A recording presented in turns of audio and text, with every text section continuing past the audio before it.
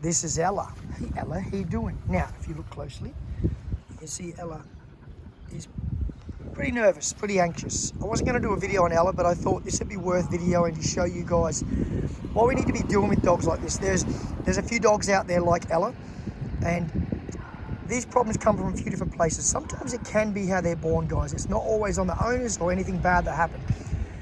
But a lot of the time it comes from lack of exposure due to different reasons. Not necessarily in Ella's case. The owners are amazing. They're doing the absolute best. But that being said, there's things we can do to help Ella.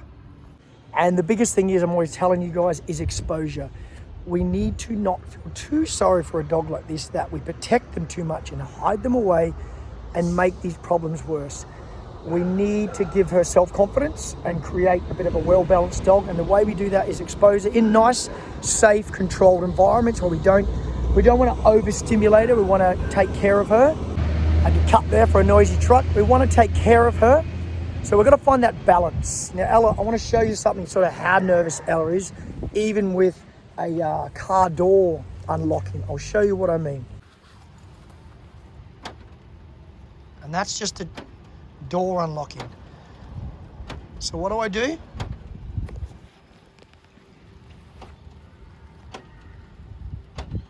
Good girl. I do it more. This wasn't an intentional part of training, but I noticed before when I unlocked the door, she did this reaction.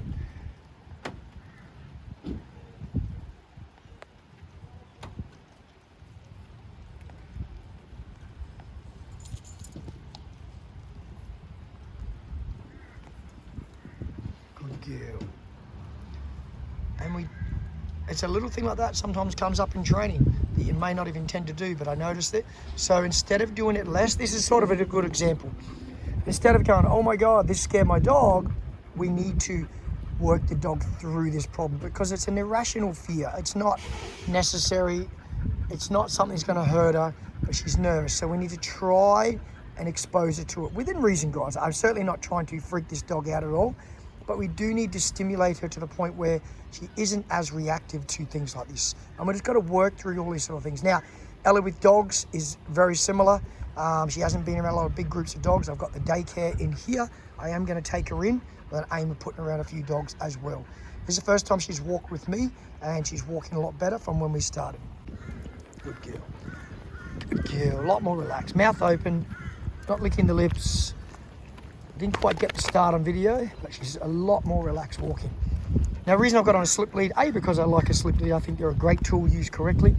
And B, it keeps her safer. In other words, she can't escape through fear.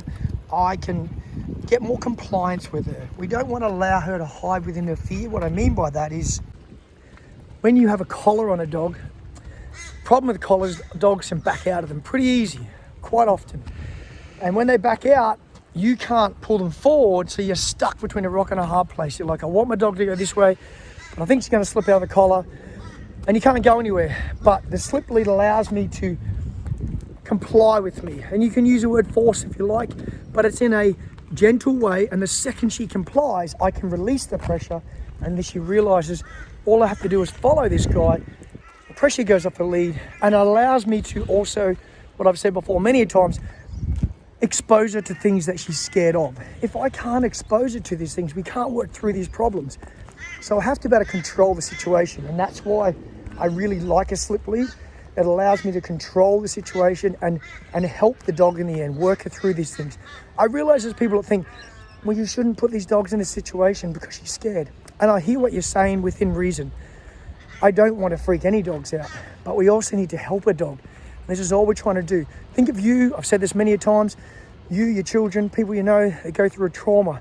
You would not advise them to hide at home and never work through it. You would say, come on, let's get back out there.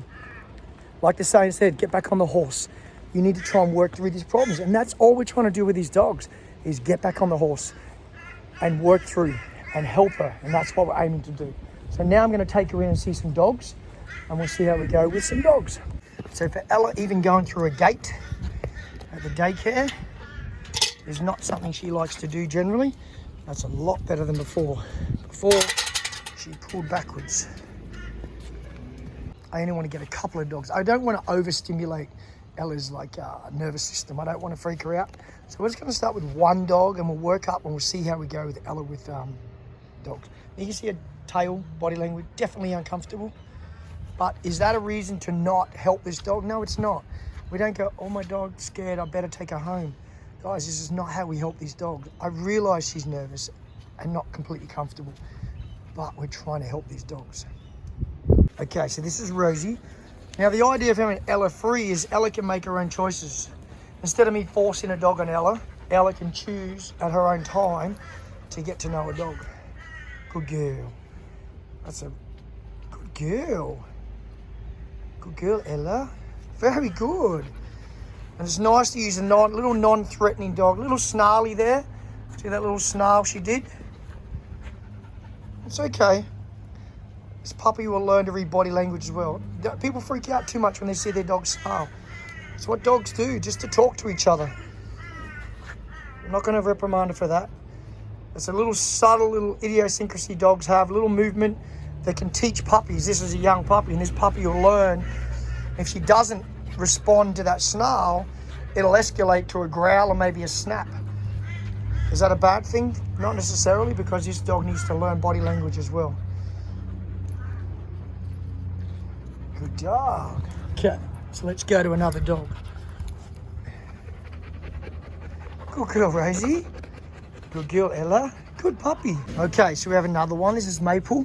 So we want to build up to a level, like a threshold where we don't overstimulate her nervous system, but we do expose her to a little bit of uncomfortableness. Remember, like I said to you guys, if you hide away as humans and you've been traumatized, you're not going to advise someone who's been through some hard times in life to hide in their house. This is really what we're doing with this dog, is teaching her the world's not against her, dogs aren't against her, and there's no reason to be irrationally scared, because that's what she is. She's being scared really for no reason. These are very nice dogs. Good girl. You're doing amazing. These are really non-threatening dogs. It's a good thing about this environment. And the risk of dog parks and beaches is you don't know the dogs. Here I know the dogs, and I can pretty much guarantee we're not going to have a problem with the other dogs. So we have a lot more control of the situation. Good girl. She's a little nervous, but we're just looking for improvements in body language. And I'd like to build this up to probably 4 dogs in here with her. Good girl. And we're looking for changes in the body language. The tail's still underneath. And that tail may take time to come out, but they're the changes we're looking for. She's not licking her lips.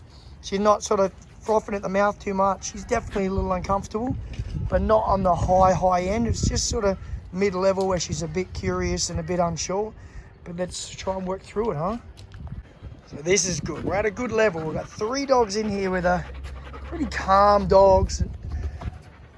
It's not an overstimulation. It's a good level. Hey, good dogs. These guys are not annoying her. Hey, buddy. Hey, Rosie. Maple. And all we do now is we just give her time. Good girl. So even this, the fact that she's not running from me. Hey, puppy. I want to pat her. Hey, come on, not you. Yeah, good dog. There we go. It's like a bit of tough love, guys, you know? I know it can seem confronting to some people because there's like a scared dog. I know I keep repeating it, but we need to work her through this. Tough love. We've got to get her out there. We've got to expose her. I promise you this dog will get more relaxed. And if you have a dog like this is what you need to do. You need to find somewhere you can expose your dog to safe, well-balanced dogs that aren't going to threaten your dog. They're going to bring the real dog out in your dog. Does that make sense?